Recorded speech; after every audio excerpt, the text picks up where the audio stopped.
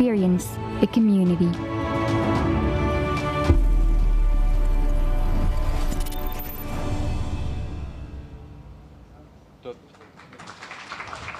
Ladies and gentlemen, please welcome to the stage for the welcoming remarks the Executive President of the Policy Center for the New South, Karim Aynaoui.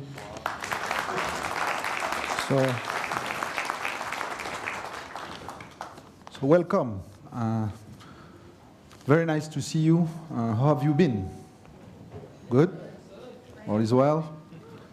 I see nice faces and friends. It's really great to have you here. I think there's nothing best than congregate together as humans. We like to congregate. We feel emotions. There will be more emotions tonight, I guess. You'll be here for those who are interested, as Lydia said, in this room. But first of all, let me thank you, all of you, for being here, for your continued support in what we're trying to do, and I'll say a few words about that. Of course, thanks to everybody that makes this possible. There are many people. I'll list them at the end of conference, once it's done, and a success, I hope. I would like to say a few words about what we're trying to do, what is our intention. And I think intention is a very important word. Good intentions, in good faith. There's a nice word coined by our chairman that has made it a value of OCP, the company, which is NIA in Arabic. What we're trying to do here at the Policy Center, and more generally, within the broad ecosystem that we've been trying to create, in particular with the university, the Mohammed VI Polytechnic University, is a sort of intellectual infrastructure, a community, a common culture that allows us to say things, allows us to correct our perceptions, allows us to reach a sort of comfort zone where we can have a sincere, serious, committed dialogue. We don't have to always agree, but I think that's what we've been trying to do. This conference is part of that. This is, an annual event where we get together, but this is all year long what we're trying to do, both at the university and also here with this conference and with the Policy Center in general. And I think this is very important, particularly in the context that we are living. And I would like particularly to thank our colleagues from the northern side of the Atlantic, as we are trying here to open up their minds to a broader sense of the Atlantic. And for those who have played the game, who have accepted to come, who have accepted to engage with us, so I would like to applaud them here. So all our friends from think tanks, institutions in North America, in Europe, and I think we have found the right balance in terms of North-South rebalancing in this conference, which is very special. We all participate to many conferences, and you can feel a special vibe, something that is quite unique. And this is the value of the Atlantic dialogues, actually, to listen to each other with those values of, serious fact-based analysis, serious, quasi-academic work, and commitment to minimum set of values. We don't have to agree on everything, but we need to have a minimum set of values to cooperate together, which is the theme of this year.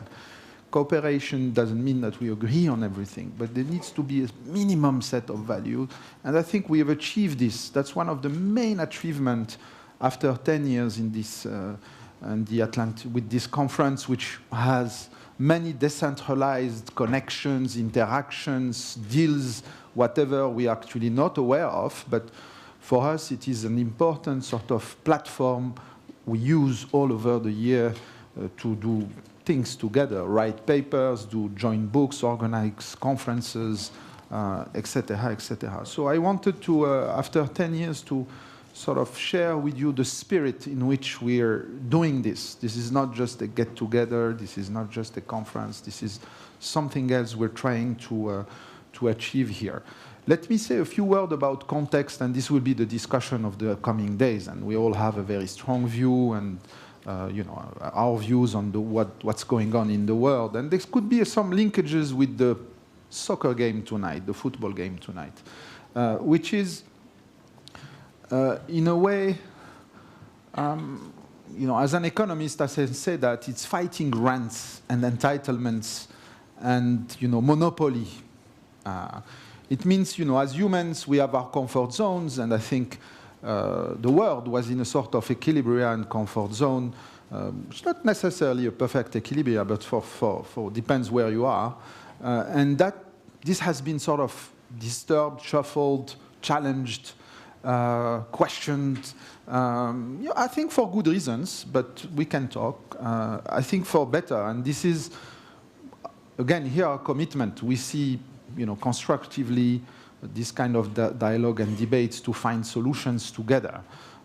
So when we look, let's say, at Ukraine, depending on where you sit, and you see it differently, but in the end, if you dig a little bit more, you can see that we all see this in a way, more or less, reasonable people. The same way, but there were messages sent, and I think those messages sent by the South, to simplify here, were not well received by certain countries of the North, but there's an important message there, and it's something I would like we dig a little bit during this conference. What it means, why, what is multilateralism, what have we done to the international law over the past 30, 40 years for this outcome to be as we see it.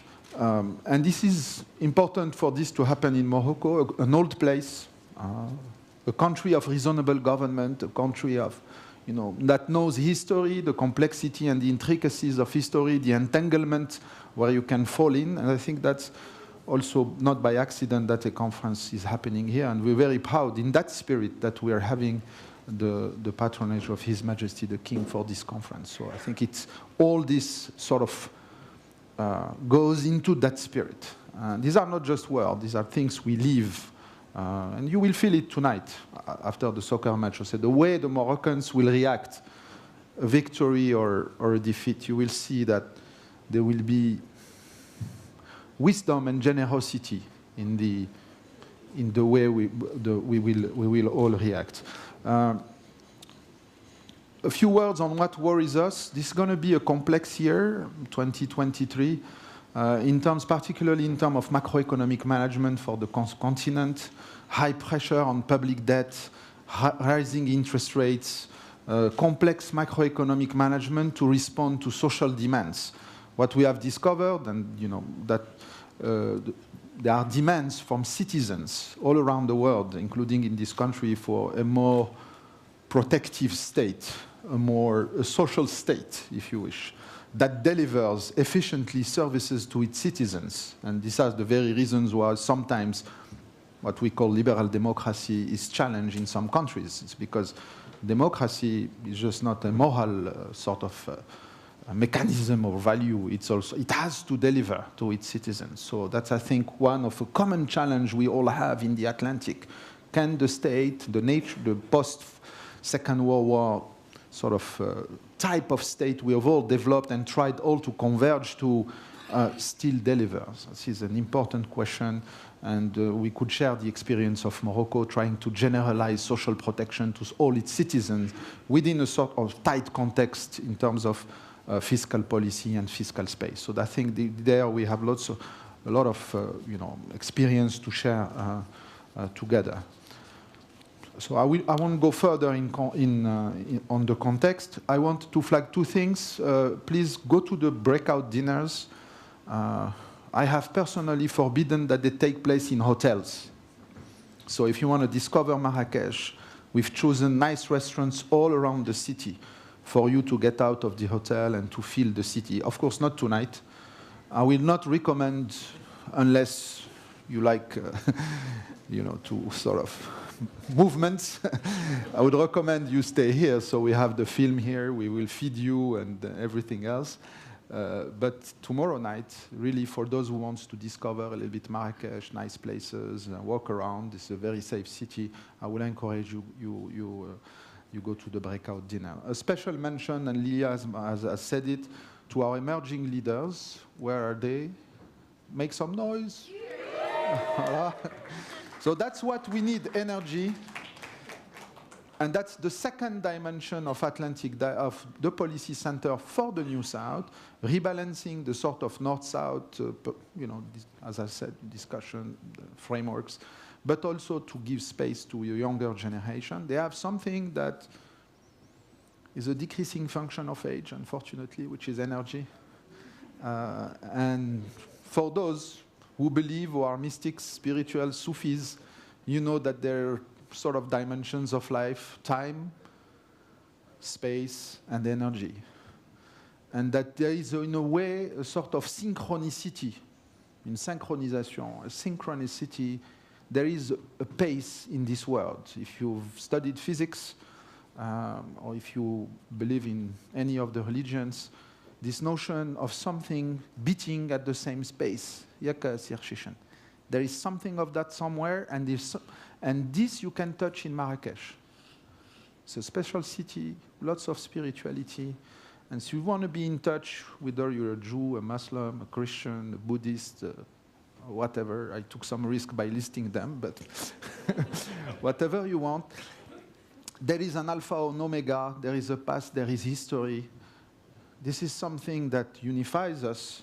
It's sort of we beat all at the same pace. And I think that's ultimately this cognitive connection that we want to have together for this passion that we have about the Atlantic to make it a space of cooperation, peace, for a better world for our children.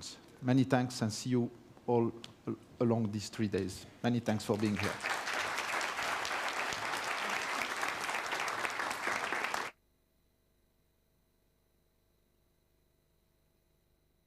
On fait l'annonce qui vit d'abord, qui vit partout, dans 3, 2, 1, top annonce. Ladies and gentlemen, we will now begin with the first plenary session of the Atlantic Dialogue Conference. Please welcome to the stage the moderator of the opening conversation, East and Central Africa Bureau Chief